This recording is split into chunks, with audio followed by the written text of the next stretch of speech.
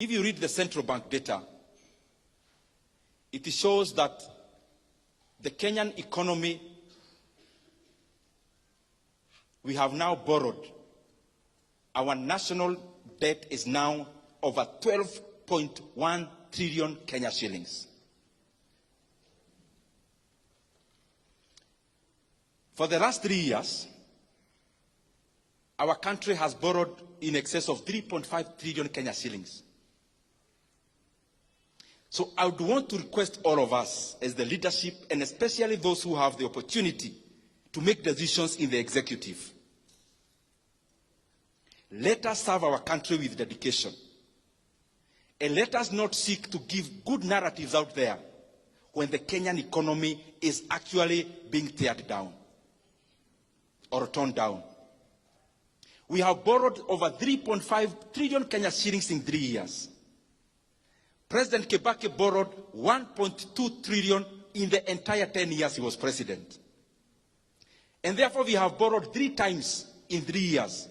We have borrowed 3 times what Kibaki borrowed in 10 years. That's the money Kenya has borrowed in the last 3 years alone.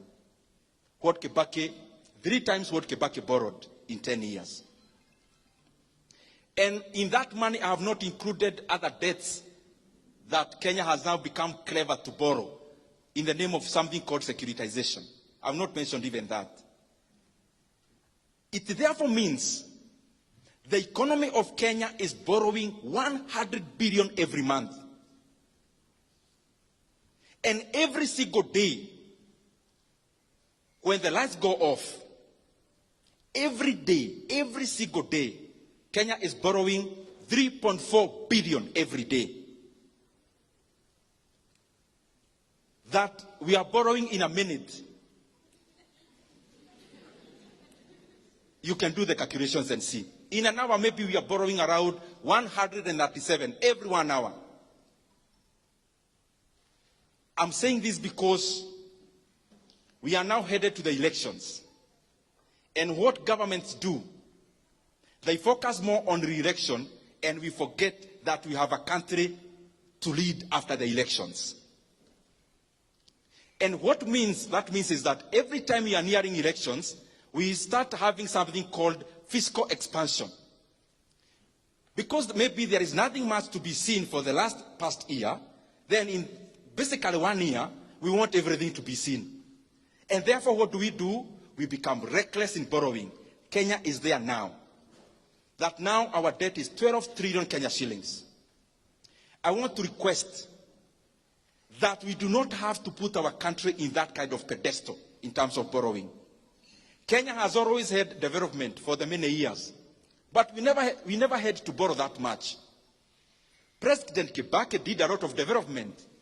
He borrowed only 1.2 trillion for 10 years. Where is the 1.2 trillion we are borrowing every year going?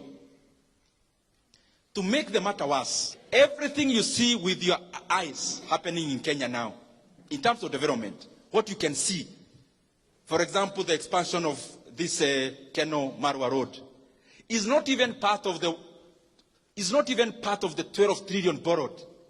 Is another loan on the side called fuel levy securitization. Everything else you see in Kenya in terms of development, like even the Talanta Stadium, is also not part of the 12 trillion debt. That is another debt, securitization of the sports fund, where we borrowed 46 billion and will be paying 100 billion in interest rate alone after 15 years. Even the expansion of Nairobi-Nakuru Road is also not part of the 12 trillion we have borrowed. That is NSSF money being used as a PPP to build that road. I request those who are in government, you have already borrowed 1.2 trillion every year. And even what we can see with our eyes is actually not part of that borrowing. Please, kueni na huruma ya nchi ya Kenya. Even as we preside over the affairs of our country, let us be, tujue kwa akili zetu ya kwamba there is Kenya after elections. Let us not run our country in terms of overheating it. We must avoid to become like Sri Lanka. We must avoid to become like Ghana. We must avoid to become like Ethiopia, we must avoid to become like Zambia in the recent years. Because Kenya is a strong country with internal resources. This issue of profligate borrowing must come to an end if we really care about this country. Asanteni sana, Mungu awabariki. Asante sana.